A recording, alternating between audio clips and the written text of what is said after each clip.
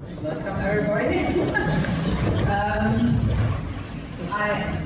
I'm still struggling if this is the right translation. Because I learned that embodiment in the English language has a much broader context than in German. In German we use embodiment.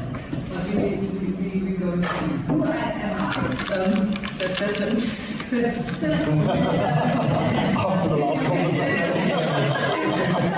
you can read for yourself. How did I come to this theme of embodiment and inner images and things? I felt, because I'm a coach now for more than 20 years, and sometimes I felt that only talking about things is not enough. Because there is, perhaps there are some light bulb moments or things like that, but then it's not sustainable. I met coachees half a year later, and they were back to their old patterns. And I had them, what did I do during the coaching process that the things they realized really stick? And therefore I try to, and I'm still, as you said, I'm learning my whole life, how can I improve the coaching sessions in a way that the people really take away something in a sustainable mode.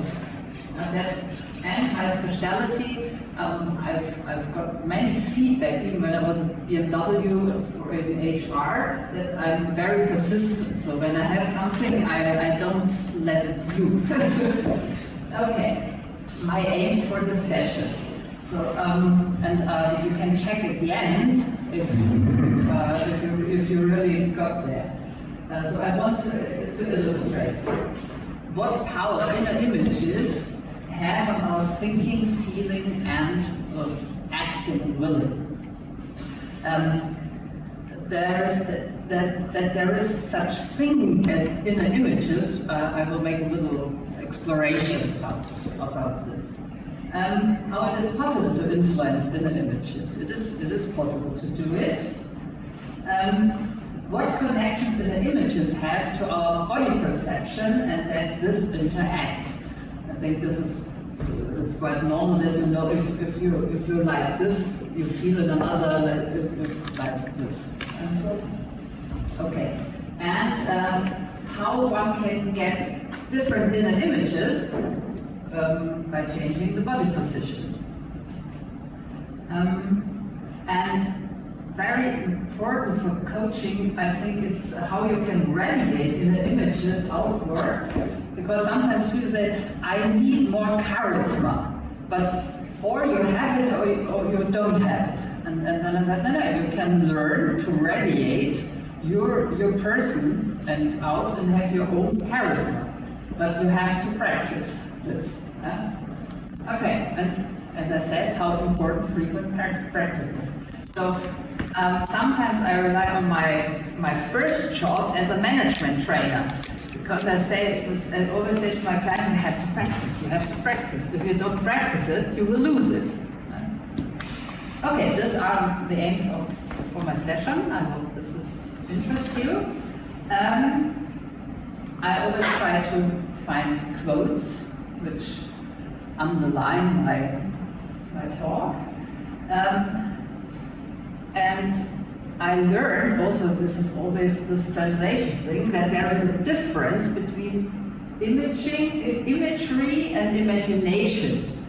But in my talk, I think I like it synonymous. Because I say imagination is images of things that doesn't exist, and imagery is if you have a memory of things you really lived through. Okay. Yeah, the neuroscientific background. This is for me. It's thin ice, because I'm not a scientist, and I read a lot, and I hope I can make it quite easy. So they have this information transfer, and see, and how do you call it, synapses, or how do you say in English? Synapses. And I think it's very interesting that there is this process of information, to give the information from one synapse to the other, and how does this work?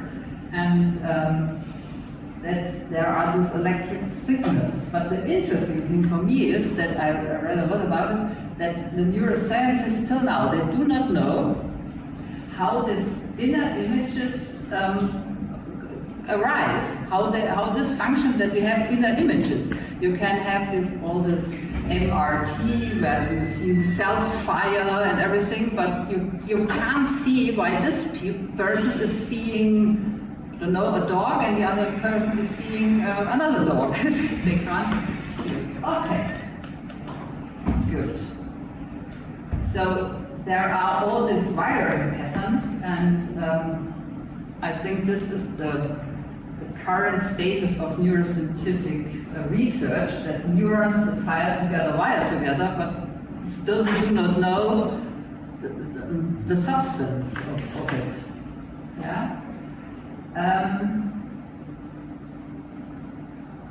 The consequences for us.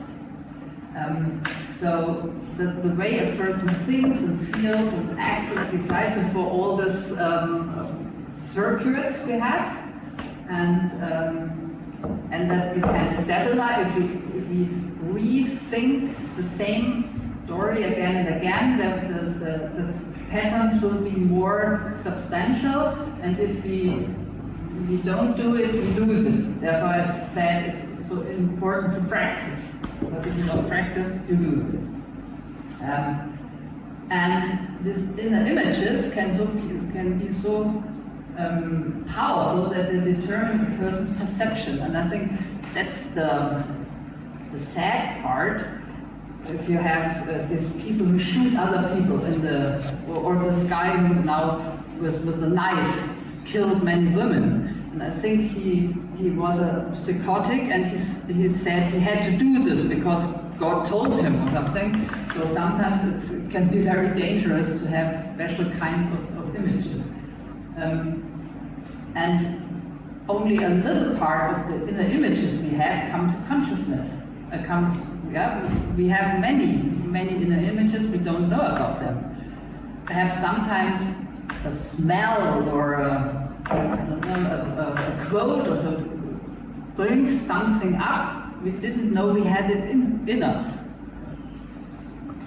And okay, and we really can change our brains when we repeat with certain activities the same thing. So it's very important to have a look at our rituals. Are they good rituals for us? Yeah. I have to admit that I still I fight against not alcoholism. But my mother died an alcoholic. It was not very nice to see. But we had this at home. Alcohol was great. It was great outside, to put it outside, like the Pope now said, he wants some tequila for his knee. or is it inside? So it was always connected with something very positive. And so I really have to fight against this pattern. I learned very early that I can use other things to have a good feeling, and I don't need a glass of wine or so to have it. And because there is this, and I do it sometimes now, and I feel it's changing. I no longer have this craving for. So there is something we can change. And as I was part of the treatment consultancy for nearly 20 years, we had always this model to understand what happens. So we have it's more or less an input-output model. We have this perception from outside. We see something, we smell something, we hear something, and then inside ourselves, we think, we feel, and we want something, and the imagination encompasses all parts: thinking, feeling, and willing. It's not only thoughts in the imagination. And then, with all this in us, we show some kind of behavior. And as you see, it can be automatically, when we don't think but we do something, or we do it consciously. And then we have effects. So this is only my map at the back. Okay. Imagination. What is it? As I said, this is not imagery, it's imagination, the ability to form mental images and of something that is not perceived through our senses. I can imagine to fly. I'm physically not able to do it, but I can imagine it.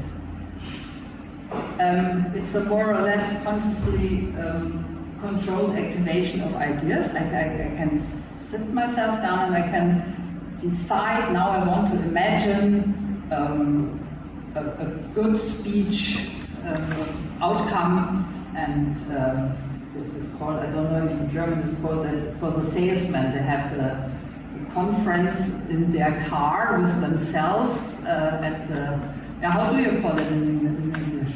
That they have mentally this good sale contract before they go in and meet the client. Mental rehearsal. Huh? Mental rehearsal. Mental rehearsal. Yeah, mental rehearsal. Okay. Imagination can be a manifestation of our memory. That, but as you said, it's a narrative. This memory can be a new one, a true one, a made-up one. And it's a skill to construct hypothetical future scenarios. I always have to think about Elon Musk and his dream to go to the Mars. I think he already Sooner the better, really. Huh? Sooner the better, really. And it's also the ability to see things from other points of view. I think it's very important for coaching that I try to help the clients to go to the perspective of their communication partner and see it from their point of view. And sometimes people say, I can't do that. I'm not in his brain. But when I really try to let them do that, they realize a little bit they can step into it. And it can be an extension of our experience and thoughts. I can, perhaps sports people, sometimes they are not yet able to do this in ice skating, this three double kind of thing, but they can already imagine it, how they do it. And imagination is filling in the gaps within our knowledge, and there is the exclamation mark because it can be dangerous.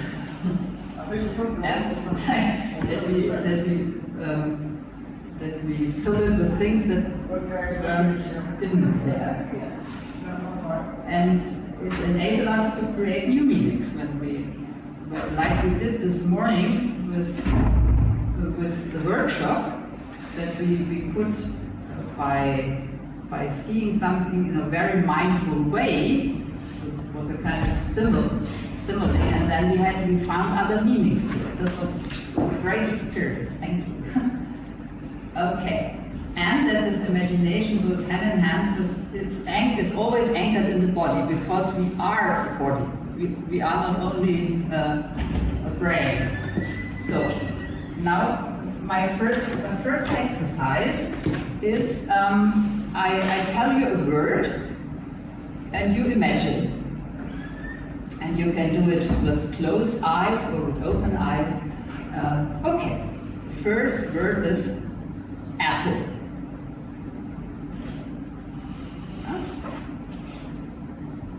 And have a look at your apple. Is it a big apple, a small apple? Is it bright red? And are you able to do it? Is everyone able to imagine an apple? Yes. Okay. Next thing, dog.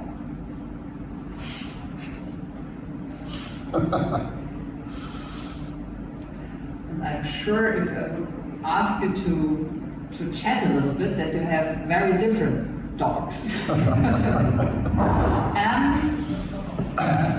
Mountain.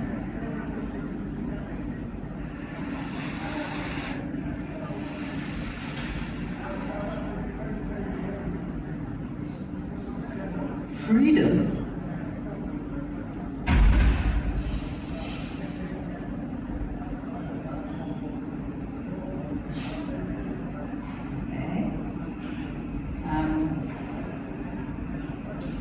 Because of the time, I don't go down the road like freedom, because then we can go love and hate and hobble wobble or whatever nonsense. Okay, let's go back to objects. Tree.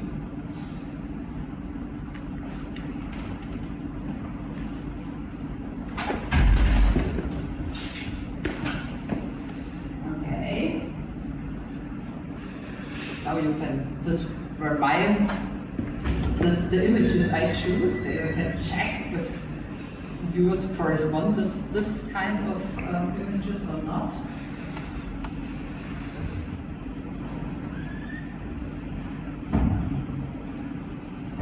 Okay. And now I want you to imagine at least 3 different trees.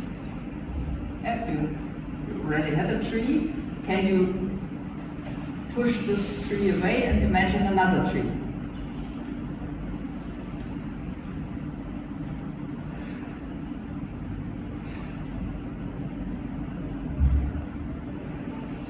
And another one.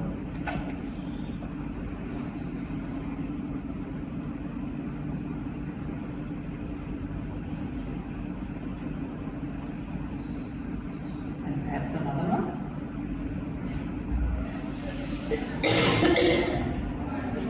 And you can check if you imagine a tree which you have seen or which stands in your courtyard or something, if it is a fantasy tree.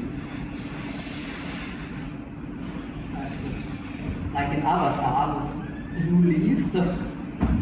Okay, I show you my idea of different trees. But my aim was that you can experience that you are able to imagine something, an object, and to imagine different types of it. Okay. Consequences. Something we also did this morning. The more precisely you have looked at something, the easier it is to imagine it then. So we have a more vivid imagination of something. And I realized in my coaching practice that people are very varied if they can conjure up inner images. Some people say they can't do it, and others have so many images that you have to kind of deal with them. So, but it can be practiced. And the other thing is that I read from in the neuroscience part that already the fetus in the mother's womb creates first patterns of things, of smells and of auditive things, of sounds, and that our brain needs already a little bit of pattern to link new experiences to it. If you don't have any experience to something, you can't link new experiences to it, and new images to it. It was interesting that this starts before we are born. And as you said, with the freedom, even for abstract concepts, we can have inner images. Could somebody tell me what inner images came up when you heard the word freedom? Breaking free from chains. Breaking free from chains. Just being outside and I can just like walk. Ah, okay. Nelson Mandela. Nelson Mandela. Okay. Yeah. So, and I think this is so important in coaching to clarify with the client what his meanings are to the images or narratives the person has, and that I don't think, oh, I know that. but because you don't know it. And as I already said, this ability to do this varies from person to person. And when I want to help clients to create images, sometimes and they say they can't do it inwardly, I have photographs to show that they choose from them, and then you also can work with images. Yeah, pre-existing environment, I already said it. Okay. Now the embodiment part. I love this quote because this encompasses the idea of embodiment I share.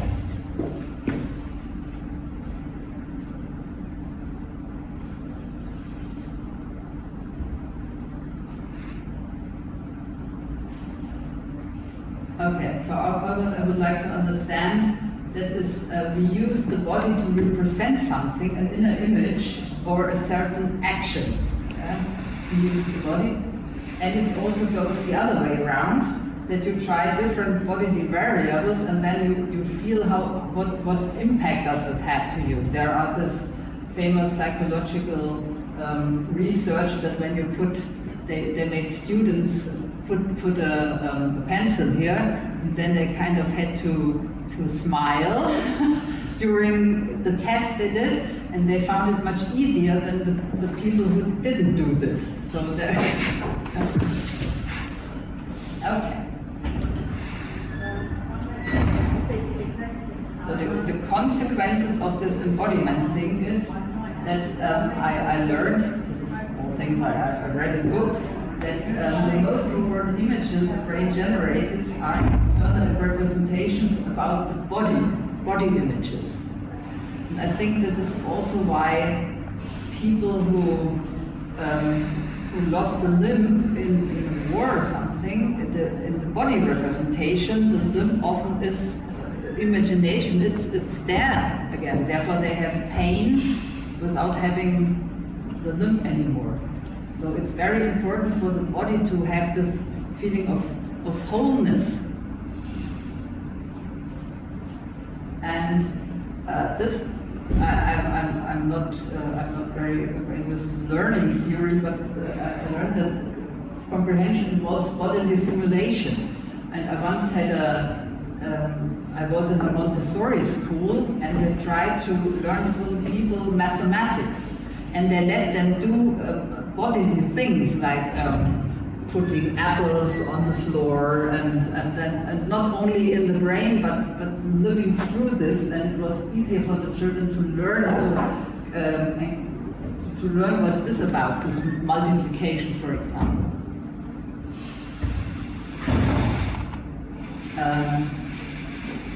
Okay.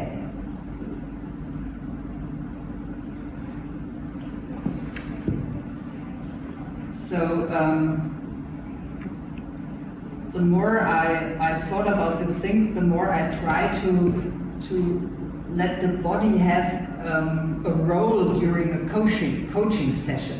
And that's my personal problem with virtual coaching, that I'm so accustomed to let my coachees, can you please stand up, do some, and in the virtual thing, when they stand up, then I don't see them anymore because the camera is not, and I still struggle with this. I don't have, so I'm very happy that the clients often said, can I come again in presence? I would prefer that. And I said, yeah, me too. Okay, second exercise, performing gestures. And for this, I would like you to stand up and use a little bit of space around you.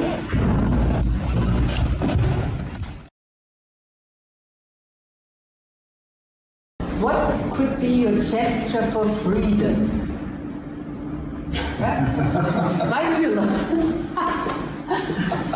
Okay, gesture for freedom. Yeah? Do it a little longer, yeah? And try to feel it. How is it? Where do I feel the freedom? What? Yeah, that's interesting. Some do movements, others don't do it, okay? Can you really feel it so that now you close your eyes and you do it only inwardly? Your freedom gesture. I'll lose my balance if I shut my eyes. Huh? I'll lose my balance if I shut my eyes. Okay, and try to feel if there is do you feel any impact of imagining this freedom gesture, standing there without doing it? Even without doing it, you always see it in your mind, so you've got that imagery. So actually, even if you're just saying freedom, yes, I've got something, picture in my mind of what it means to me. So actually, doing nothing is still there, it's still that feeling. It is? Okay. When I feel a tension, I can experience it in my mind, but there's something tense about my body because it's not expressing the same thing. Okay. The body wants to express something and it is not allowed to do it. Okay. Good. Thank you. Can you go together in pairs? So the first thing is that we don't work in a pair, that every person is exercising for him or herself. And the first exercise is I put my hand out, right or left, and in a stop gesture. Yeah, we try to do it, and with the idea to stop. No. This is the exercise phase. The exercise phase. You try to. How can I do it very forcefully and very kind of stop? Yeah?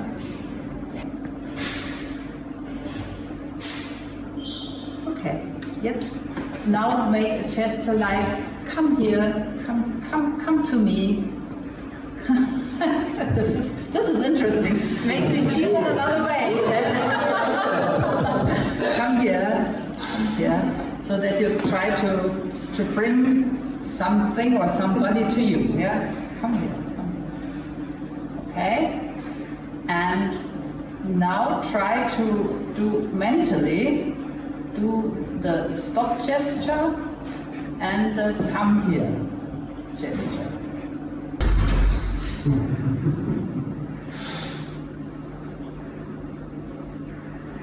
Okay, only one.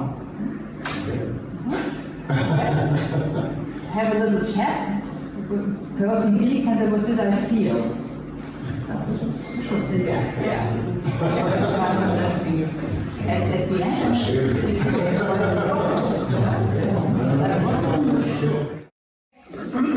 how to do it? First, clarify the goal for which you want to develop a gesture. For example, I often have this, that people said, I want to develop a gesture for my leadership role. Yeah? And then or we do gestures for values in company.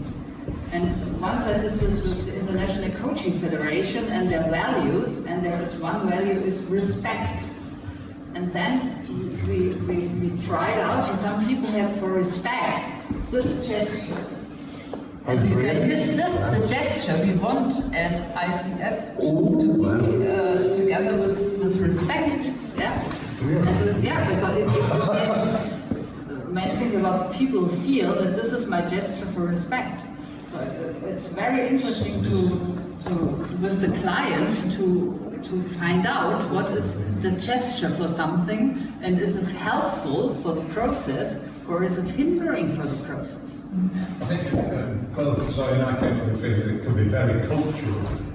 Yes. In terms of the gesture. Yes, but as a coach, for me it's important that the client finds his or her gesture, if it's for the person, feels good, it's authentic, that's my gesture, then it's okay. Yeah? Then physically perform this gesture as often as possible. because the more you do it physically, the more it is ingrained in your brain, and then you really can have it in situations where you can't do the gesture. Yeah? And then it's very important to train it, so to do it quite often. So often that you call it up in situations when you need it. And for example, I had a client, she was a female leader with only men in a technical environment. And she also, and when they had a meeting, pre-COVID, the present meeting, she always had the impression to be overwhelmed by their male space uptaking. And so her gesture then was something like this.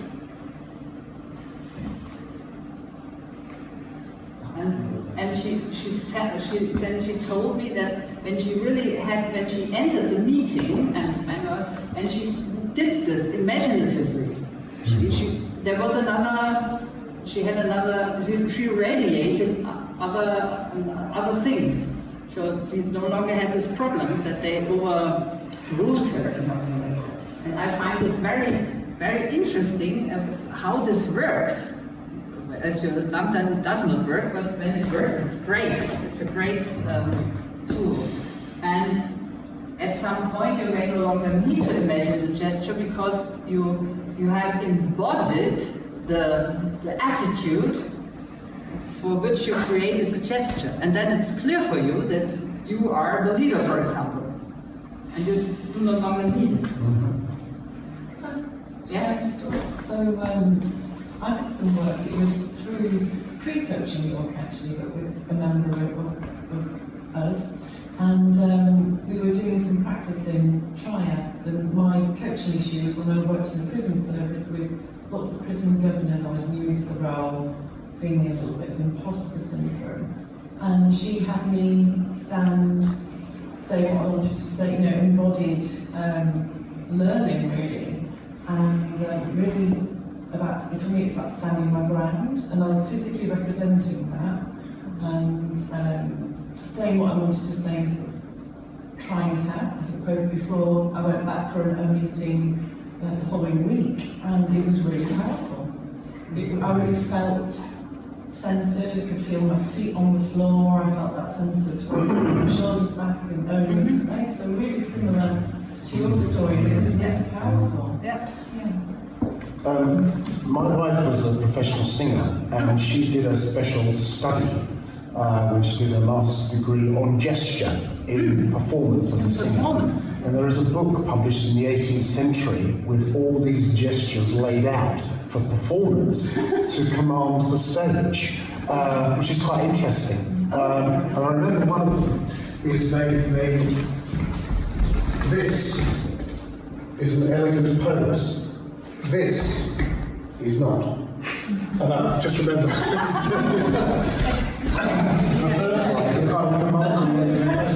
So it's inelegant pose, you just did that. Yes. She had me practice, and it was a kind of, I suppose, a masculine.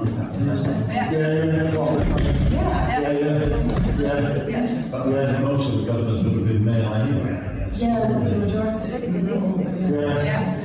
But I think the important thing is to help the coachee to find his or her own representation of something. Sure. Because I realized that, for example, you can say, as a leader, feel like a king. Then there is an image of king, and this overshadows and then it's not authentic, because this person doesn't feel himself or herself as a king. So what is your strength gesture or something? Yeah. Okay. Consequences. It's good to be aware of the power to combine thoughts with physical realization, and that this strengthens the neural network if you do it quite often. And then the good thing is it can be achieve an effect without becoming visible on the outside. So I once had a coachee, she was a very attractive woman, and she always had this little kind of, you want to have a glass of wine with me tonight? And so, in the business context. And she said she hated it because and then we trained this gesture, no, not with me. and she said she really trained it at home with the mirror and things like that. And then when she went into the office, nobody asked her anymore. And I find this so amazing that we have this possibility. Okay, I realized that my hour is nearly gone. Well, no, we started at a quarter past. Okay, so I think I have a little bit. So I already told you about some experiences from implementation and coaching, and I always say to coachees that now we are doing a kind of experiment. I don't know if it's helpful for them, or but for example, when they had a person, she felt so it's all so. The job is so hard and I tried this person. When do you feel light as a feather? And he said, yeah, when I'm in holiday at the sea. I said, okay, can you go? Imagine you are on the sea and you go and can you bring this into your everyday life? If you think about this image of your holiday strand or so. And can you do it? And the thing is to consciously use it, because she realized that her pattern is, it's also hard. And then when she thought, oh, I have this, I could think about this wonderful beach, and I go there, and she went in another kind of movement. This sounds like the miracle question process in solution-focused coaching, where you get somebody to imagine that whatever the problem is that they're talking about has gone away, and they start to describe the new state of things. And as a coach, you hold them for that imagination, imagined position. Yeah, I think perhaps I'm not so sure with metaphor, but sometimes you can get like this light as a feather, as a kind of a metaphor, and I had to be a feather and try it out, how it feels. And the other thing, what I like to show is that you have this kind of, you step into a role, there is a threshold, and you step into the role of leader, for example. And one person I worked with, every morning when she entered, pre-COVID, the company, when she opened the door, or it was kind of this door, you know, this where, and she consciously, she was a small, she consciously said, okay, now I'm not longer mother of 3 children, now I am the leader of a team in controlling or something, and she said it helped enormously, even on the way back, and said, okay, now I leave my role as leader, and now I'm going home to be the mother, so. Yes, it certainly links to anchoring in NLP terms, and affirmations are another good way of doing this, which is something I use, as well as some of the, I call it perhaps creative visualization, but very similar to embodied imagination. And stuff there, And there is this, I will be a member of a part in a congress in October. I think it's the 5th or the 6th congress. It's called, in German, Talking is Not Enough. And there are all type of therapists and coaches that talk about other embodiment things. And I also did a course in tapping, because this had also to do with relating thoughts to body, and this helps a lot to have a more sustainable kind of coaching experience. Okay, do you have some questions about other experiences, or can you, as Stevie already does it? It does sound like the kind of preparation that a performer, a singer, an actor, dancer does before they go on stage. And in hanging around musicians, which I've done most of my working life, they all have different ways of preparing for that performance when they step out onto the stage. and what they're doing is getting into their role as a performing musician. Yes. So I think it's similar. It's a body language thing. Anybody who watches The Last Leg on Channel 4, each time it starts and the three of them walk down, Josh Willicombe always does that as they walk down just before they come off the ramp and go and take it. So I'm assuming that is an anchor for him. A ritual. Or maybe it's just something else. But every time you see it in that, he does that. Or Rafa Nadal with his bottles before he plays tennis. Okay, Yeah. Oh, and he always arranges them in a very specific way. Yeah. Yeah. Okay, so it's a ritual to help. Yeah. I think sometimes, and you will read it in the little article I brought with you, coaches think, I don't want to be an actor. I want to be authentic.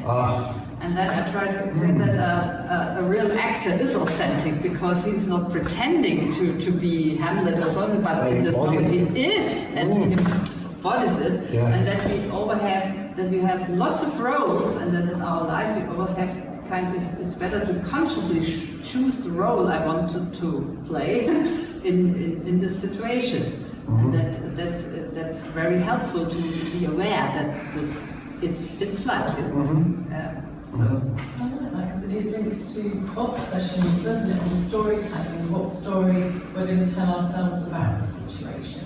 Yeah. And there are numerous stories, aren't there? You know, there's not a reality. So I was thinking about some stuff at work at the moment, and what you just said went through my mind. I was like, okay, I can imagine myself a certain way, but the reality is this, and I thought, no. That's a story, so what other story can I tell myself? And that's really liberating. And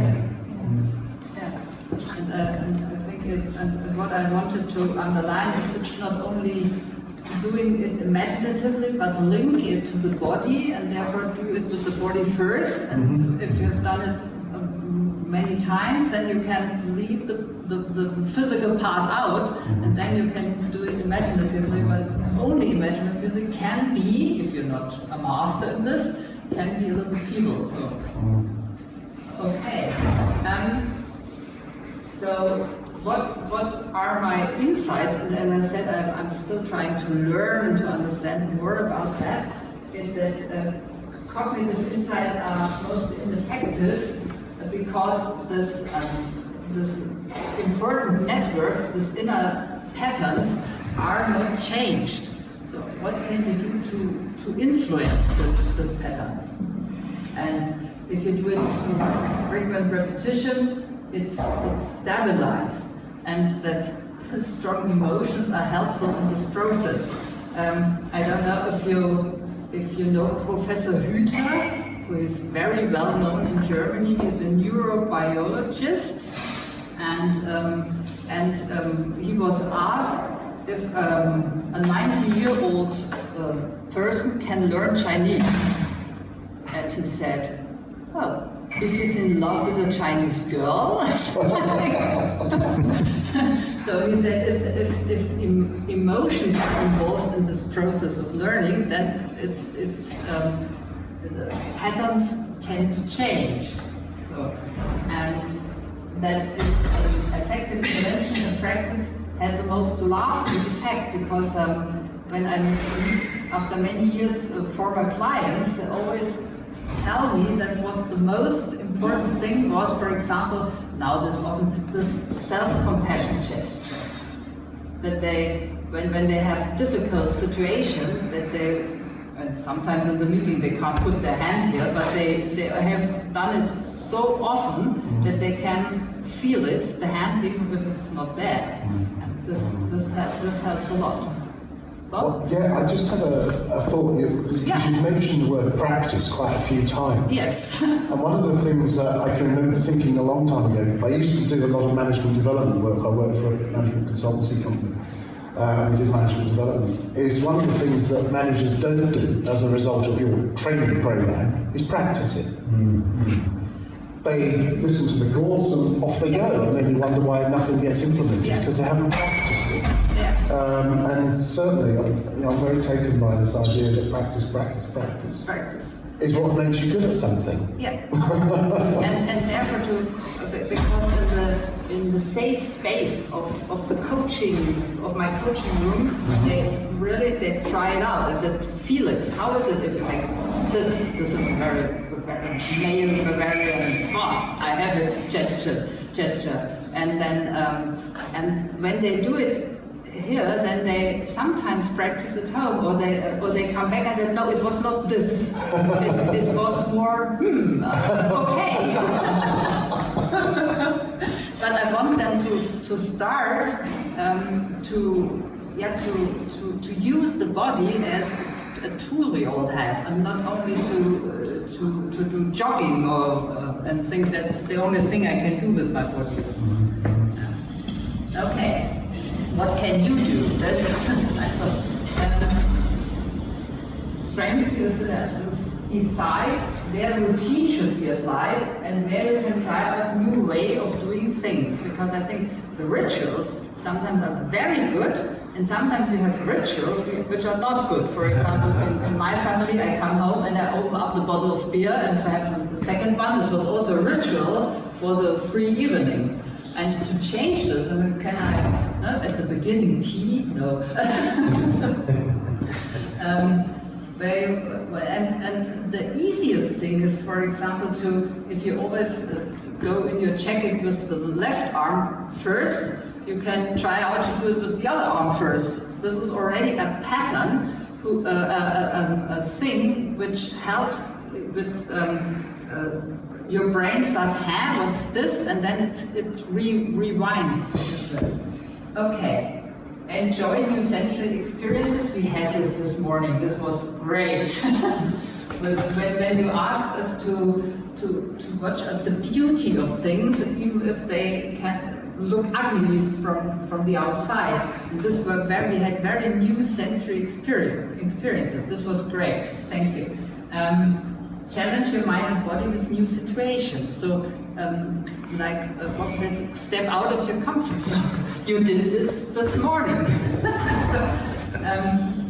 And create internal movement and action images and recall them. Many years ago, I went to a body therapist. This is called oitoni, which means good tension. And she worked with people who were in the hospital and couldn't move at all. And so she helped them to move inwardly in the image, and they hadn't such muscle loss than the people who didn't do it.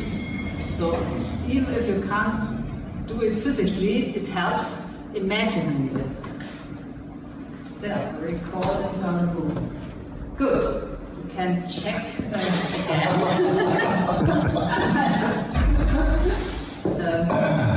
To have a little bit, and we still had some to practice about radiating.